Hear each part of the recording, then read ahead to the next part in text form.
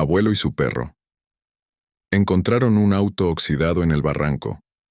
Lo que había dentro fue aterrador.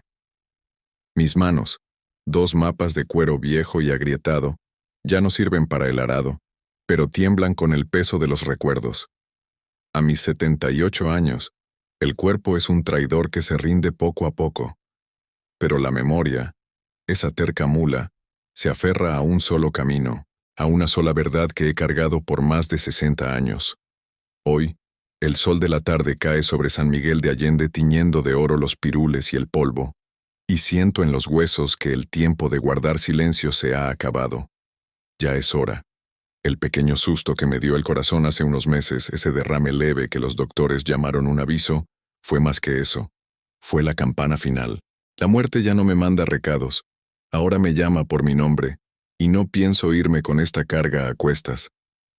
Mi nieto, Mateo, está en la salita, concentrado en unos papeles que no entiendo, planos de sus edificios modernos que parecen cajas de cristal. Es un buen muchacho, mi Mateo. Tiene la inteligencia de su madre y la terquedad de mi lado de la familia. Regresó de la capital para cuidarme, y aunque a veces me mira con esa paciencia que se le tiene a los viejos que repiten sus historias, sé que me quiere, pero no me cree. Para él, mis relatos de la revolución, las historias de mi padre, Francisco, son solo eso, cuentos de un abuelo que confunde el pasado con los sueños. Él no sabe que la historia más grande, la más real y peligrosa de todas, nunca se la he contado. Canelo, mi perro mestizo, entra rascando la puerta con las patas llenas de tierra roja. Tiene el hocico sucio y jadea con una emoción que solo yo entiendo. Lleva días escarbando en el mismo lugar, en el borde del barranco que marca el lindero de nuestra propiedad. No es casualidad. Siento que la tierra misma, cansada de guardar su secreto, está llamando. Me levanto con el crujido de mis rodillas protestando. Apoyándome en mi bastón de mezquite, camino hacia la salita. Mateo, le digo, y mi voz suena más rasposa de lo normal.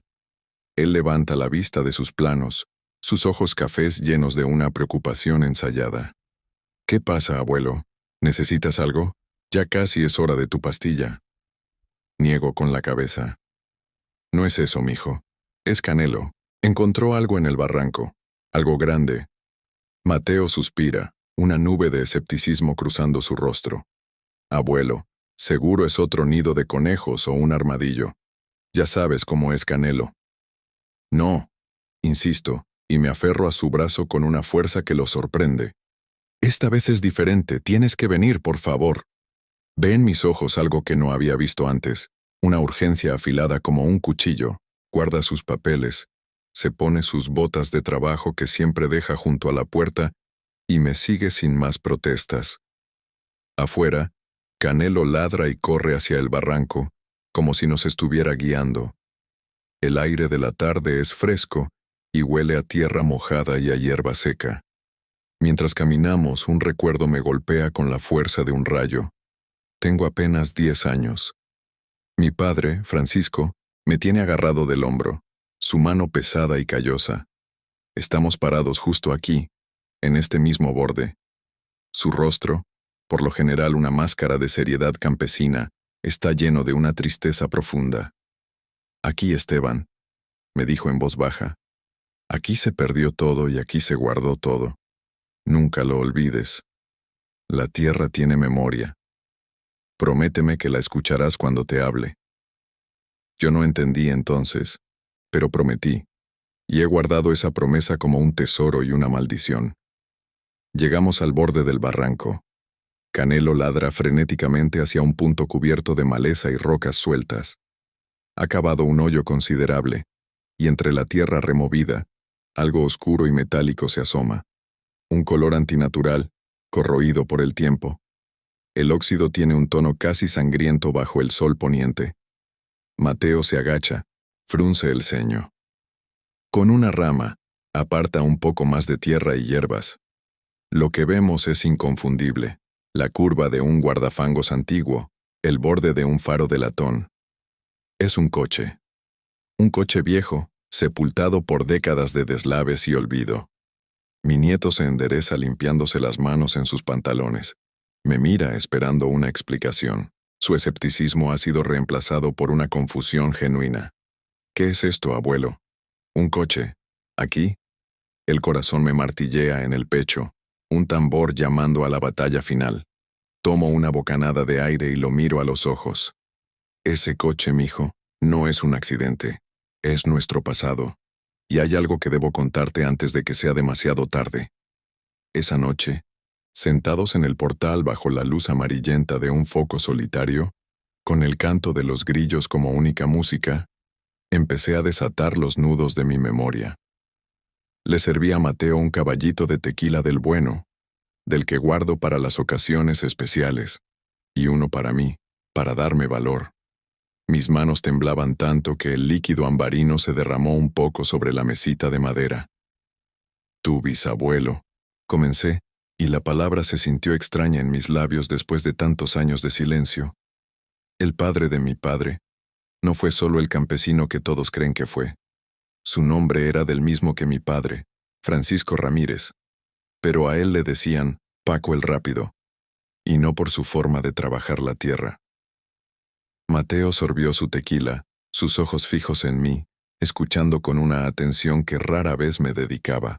La gente del pueblo ha olvidado, o quizá nunca supo la verdad completa. En los tiempos de la Revolución, cuando este país era un hervidero de pólvora y esperanzas, tu bisabuelo no estaba sembrando maíz. Él era un hombre de confianza, uno de los dorados del general Villa. Era su chofer personal y su mensajero. Cuando el general necesitaba enviar un mensaje que no podía caer en manos enemigas, o mover algo de valor sin que nadie lo supiera, llamaba a Paco el Rápido.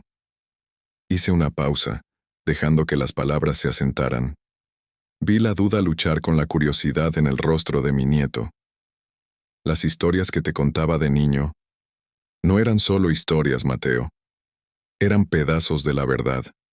Mi padre me las contó a mí, y su padre a él. Una herencia de susurros.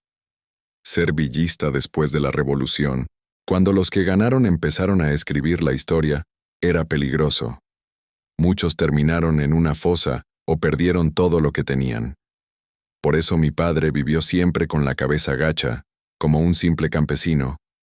Era para protegernos. Me eché el tequila de un trago. El fuego me recorrió la garganta y me aclaró la voz. El día que mi padre murió, continué, me llamó a su lecho. Ya no podía casi hablar, pero sus ojos ardían. Me hizo jurarle que guardaría el secreto. Me habló de una última misión que el general Villa le encomendó a mi abuelo. Una misión para asegurar el futuro de su gente leal. El general le dio documentos importantes, títulos de propiedad de estas tierras y muchas más, las que nos quitaron los caciques con mañas legales después de la guerra. Y también le dio una caja con oro para compensar a las familias de sus hombres caídos. Todo eso iba en ese coche. Señalé con mi bastón hacia la oscuridad, en dirección al barranco. Ese Ford de bigotes que está enterrado allá abajo. Mi abuelo tenía que llevarlo a un lugar seguro, pero algo salió mal. Hubo una traición. Alguien lo emboscó en el camino viejo. Hubo una pelea, un accidente, y el coche terminó en el fondo del barranco. Mi padre era solo un niño, pero vio todo desde lejos, escondido entre los matorrales. Vio a su padre luchar y vio el coche desaparecer en la oscuridad. Mi padre vivió toda su vida con ese fantasma. Sabía que la prueba de nuestro honor y la escritura de nuestras tierras estaban ahí abajo, pero nunca tuvo los medios ni el valor para enfrentarlo.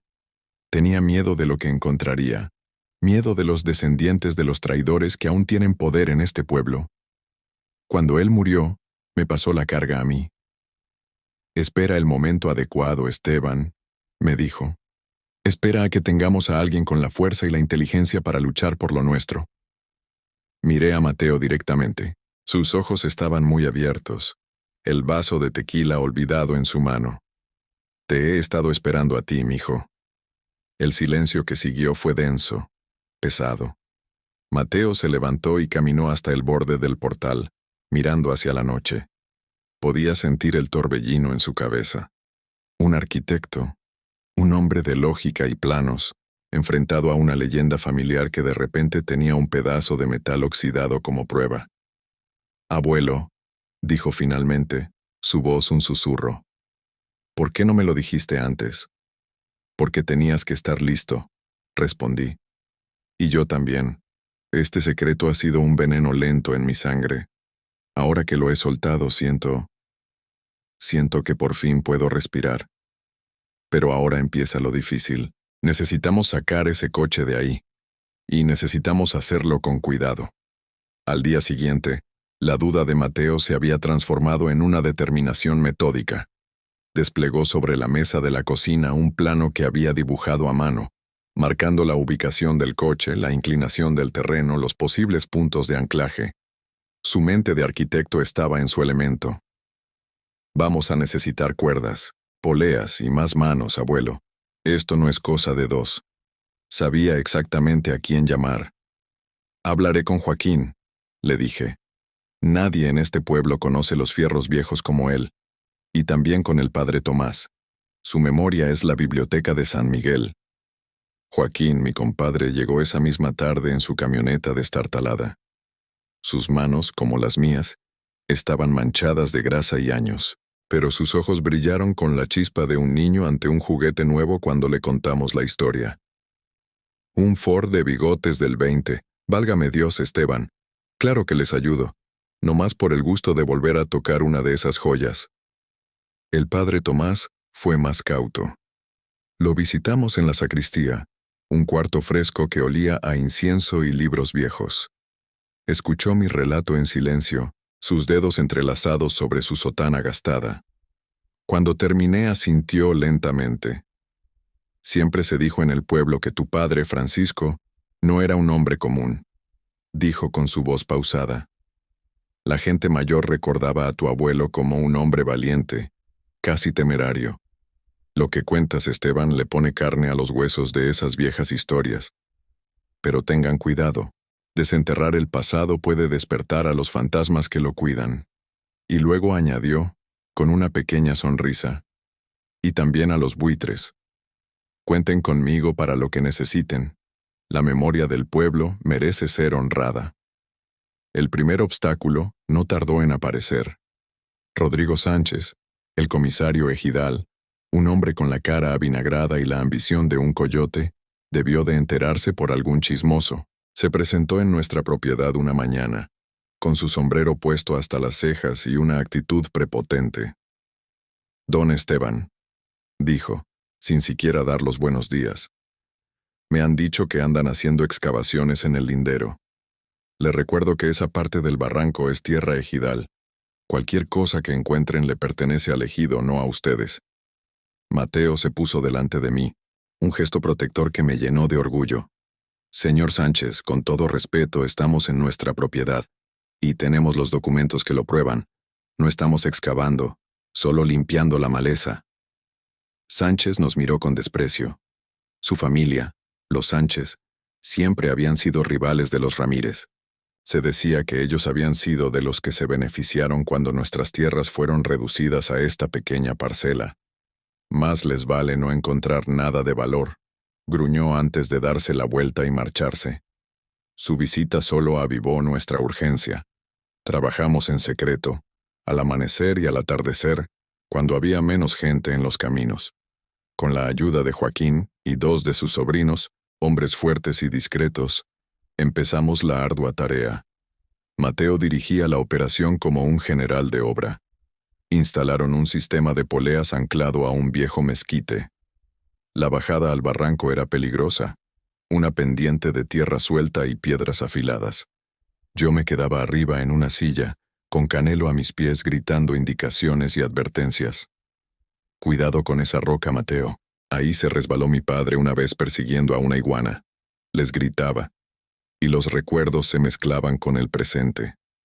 Cada piedra, cada árbol de ese barranco, tenía una historia para mí. Me sentía inútil, un viejo pájaro que solo puede observar el vuelo de los jóvenes. Pero Mateo me aseguraba que mi memoria era el mapa más importante que tenían. Fueron 3 días de trabajo agotador. Vi a mi nieto sudar, llenarse de tierra, cortarse las manos con las ramas y el metal oxidado.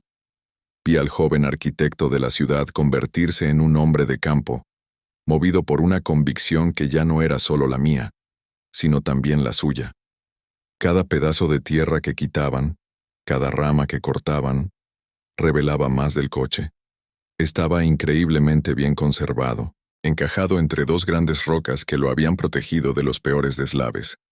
Era un Ford modelo T, tal como mi padre lo había descrito. La tensión aumentaba a medida que se acercaban a poder abrirlo. Una noche, la emoción y el esfuerzo me pasaron factura. Me dio fiebre, una calentura que me hizo delirar. Entre sueños, volví a ser un niño escuchando las historias de mi padre. Hablaba en voz alta, reviviendo conversaciones de hacía décadas. Mateo se quedó a mi lado toda la noche, poniéndome paños fríos en la frente. En mi delirio, le conté detalles que había omitido, el miedo en los ojos de mi padre, su insistencia en que dentro de ese coche no solo estaba nuestra fortuna, sino también una prueba de sangre y honor. Cuando desperté, al alba, vi en la cara de Mateo que había entendido la verdadera dimensión de mi carga. Ya no había vuelta atrás. Llegó el día. Con una barreta y la maña de Joaquín, lograron forzar la puerta del conductor. El interior estaba sorprendentemente seco. El cuero de los asientos estaba cuarteado y cubierto de polvo, pero intacto. El aire que salió de adentro olía a tiempo encerrado, a historia detenida. Pero el verdadero tesoro, o la verdadera maldición, sabíamos que estaría en la cajuela. Forzar la cerradura del maletero fue aún más difícil. El metal estaba soldado por el óxido y la presión de la tierra. Mateo y los sobrinos de Joaquín sudaban y maldecían en voz baja. Yo, desde arriba, sentía que el corazón se me iba a salir del pecho. El sol pegaba fuerte, y el único sonido era el chirrido del metal y nuestra respiración contenida. Finalmente, con un crujido agónico, la tapa cedió. Mateo se asomó. Se quedó inmóvil por un instante y luego retrocedió bruscamente, con el rostro pálido. «¿Qué es, mijo? ¿Qué encontraste?», grité, mi voz temblando. Él levantó la vista hacia mí, sus ojos llenos de horror y asombro. «Abuelo, tienes que ver esto. Bueno, no, mejor te lo cuento. Hay huesos, un esqueleto». Un silencio de muerte cayó sobre el barranco. Joaquín y sus sobrinos se persignaron.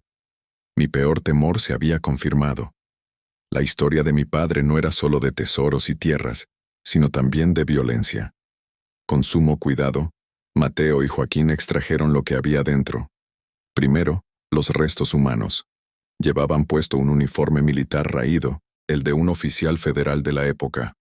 Junto a él, una caja metálica rectangular y pesada, sellada con una capa de cera endurecida. Subieron la caja con una cuerda. La pusieron en el suelo, delante de mí. Era de acero, pesada y fría al tacto. Todos la miramos como si fuera a explotar. Con un cincel y un martillo, Mateo rompió el sello de cera y levantó la tapa. El contenido nos dejó sin aliento. Adentro, envueltos en tela encerada, había fajos de documentos amarillentos. En el primero, con una caligrafía elegante y una firma inconfundible, se leía: Francisco Pancho Villa. Eran los títulos de propiedad, no de esta pequeña parcela, sino de toda la hacienda que se extendía hasta el río. Las tierras que los Sánchez ahora controlaban en parte. Había también un documento que otorgaba a mi abuelo, Francisco Ramírez, una suma considerable de dinero en oro como compensación por sus servicios leales. Debajo de los títulos había un paquete de fotografías. En una de ellas, un hombre joven, de bigote orgulloso y mirada fiera, posaba junto al mismísimo general Villa. Era mi abuelo. Mi padre no había exagerado. Era la prueba irrefutable, pero lo más revelador estaba al fondo de la caja. Un pequeño diario de cuero. La caligrafía era de mi abuelo. Mateo, con la voz entrecortada, empezó a leer en voz alta. El diario narraba la última misión. El oficial federal que yacía en el maletero era un traidor que se había enterado del cargamento y había intentado robárselo a mi abuelo en el camino. La entrada final describía una lucha desesperada en la oscuridad, junto al barranco. Mi abuelo no había sido un asesino, había defendido su vida y el encargo del general. En la refriega, el oficial cayó muerto y el coche, con el cuerpo dentro, se fue por el precipicio. Mi abuelo, herido, apenas logró escapar. Las lágrimas corrían por mis mejillas. 60 años de vergüenza y duda se disolvieron en ese instante. Mi familia no era una estirpe de cobardes que habían perdido sus tierras, ni mi abuelo, un asesino. Éramos guardianes de una promesa, defensores de nuestro honor. Nuestra catarsis fue interrumpida por el sonido de motores. Por el camino de tierra venían 2 camionetas, la de Rodrigo Sánchez y una de la policía municipal. Alguien nos había delatado. «Les advertí que no tocaran nada», gritó Sánchez bajándose de su vehículo con aire triunfante. «Están en propiedad de Ejidal y han profanado lo que parece ser una tumba. Todo esto queda confiscado». Los policías, con rostros impasibles, empezaron a acercarse. Sentí que todo se derrumbaba. Tantos años de silencio para perderlo todo en el último momento. Pero entonces, Mateo se irguió. Ya no era el muchacho que dudaba de mis historias, era el guardián de nuestro legado. «Un momento», dijo, su voz firme y clara. «Este hallazgo se encuentra en propiedad privada, y aquí están los títulos originales que lo demuestran». Levantó los documentos firmados por Villa. «Y en cuanto a la tumba, tenemos el testimonio directo del propietario original de estos bienes, que explica las circunstancias de la muerte en defensa propia». Sostuvo el diario en alto. Sánchez soltó una carcajada. «¿Papeles viejos y un cuento de hadas? No me hagan reír. Eso no tiene validez». «Quizá para usted no», dijo una voz serena a nuestras espaldas. Era el padre Tomás. Había llegado caminando enterado del alboroto. «Pero para la historia de este pueblo sí la tiene. Yo mismo puedo testificar que la tradición oral siempre ha sostenido que las tierras de los Ramírez eran mucho más extensas, y les fueron arrebatadas con engaños. Estos documentos solo confirman lo que los viejos siempre hemos sabido». El comisario titubeó. Enfrentarse a un anciano respetado era una cosa, pero desafiar al párroco del pueblo delante de sus hombres era otra muy distinta. Mateo aprovechó el momento. «Llamaremos a un perito de la Universidad de Guanajuato y a nuestros abogados», declaró. «Hasta entonces, nadie toca nada, y usted, señor comisario, está cometiendo un abuso de autoridad». La batalla que siguió no fue de machetes, sino de papeles y leyes. Mateo se movió con una agilidad que me dejó asombrado. Contactó a un amigo abogado, presentó los documentos ante el registro agrario y consiguió que un historiador de la capital viniera a examinar el hallazgo. El experto quedó fascinado. Autenticó la firma de Villa, la edad del papel, la tinta. Confirmó que los títulos eran legítimos y que el diario era un documento histórico de un valor incalculable. La vindicación de mi familia fue la comidilla del pueblo. Los Sánchez tuvieron que replegarse, humillados y derrotados por un fantasma de la revolución y un joven arquitecto. La noticia de que las tierras de la vieja hacienda volvían a ser de los Ramírez corrió como el agua en el arroyo. Una tarde, un par de semanas después de todo el revuelo, cuando las cosas empezaban a calmarse, Mateo y yo estábamos sentados en el portal, como aquella noche en que todo comenzó. El sol se ponía sobre las colinas que ahora, legalmente, volvían a ser nuestras. El aire olía a victoria y a paz. Mateo me pasó una taza de café de olla. «Lo logramos, abuelo». Asentí, con el corazón lleno. «Lo lograste tú, mijo. Yo solo guardé el secreto, tenía que confesarte algo más». Él me miró, curioso. «Yo siempre supe dónde estaba el coche», le dije en voz baja. «No exactamente, pero mi padre me trajo aquí, a este mismo barranco», y me señaló el lugar aproximado. Me dijo que un día la tierra nos lo devolvería. Pero yo era un hombre solo, sin estudios, con miedo. ¿Qué iba a hacer yo contra los Sánchez, contra el gobierno? Hubieran dicho que estaba loco, me lo hubieran quitado todo. Por eso esperé a que volvieras. Sabía que tú, con tu educación, con tu cabeza para los números y las leyes, tú sí podrías enfrentarlos. Tú eras la pieza que faltaba. Vi la comprensión en sus ojos y un profundo afecto. Puso su mano sobre la mía y sentí el calor de su juventud, la fuerza de la siguiente generación. Gracias por confiar en mí, abuelo. Ahora tú eres el guardián de esta historia, le dije. Es tu herencia y tu responsabilidad. 3 meses después me fui de este mundo. Me fui en paz, en mi propia cama, una noche tranquila, soñando con mi padre y mi abuelo cabalgando junto al general Villa por los llanos de Chihuahua. Me fui sabiendo que había cumplido mi promesa, que la historia de los Ramírez ya no era un susurro, sino un grito de justicia. Mateo nunca se fue del pueblo. Dejó sus planos de edificios de cristal y se dedicó a restaurar la vieja casona de la hacienda. En una parte de ella, montó un pequeño museo. Ahí está el Fort de Bigotes, restaurado con el cariño de Joaquín. Están las fotos de mi abuelo con Villa, los documentos y una copia del diario. No es solo la historia de nuestra familia la que se cuenta ahí, sino la de tantos otros que lucharon y cuyos nombres se perdieron en el polvo. A veces, la gente que lo visita le pregunta cómo supo dónde buscar, y sé que él les cuenta la historia de un perro terco y un abuelo con la memoria llena de cuentos. Pero termina siempre con las mismas palabras, unas que me habría gustado decir a mí. La tierra guarda los secretos de quienes la habitaron, esperando pacientemente que alguien tenga el valor de desenterrarlos y honrar su memoria.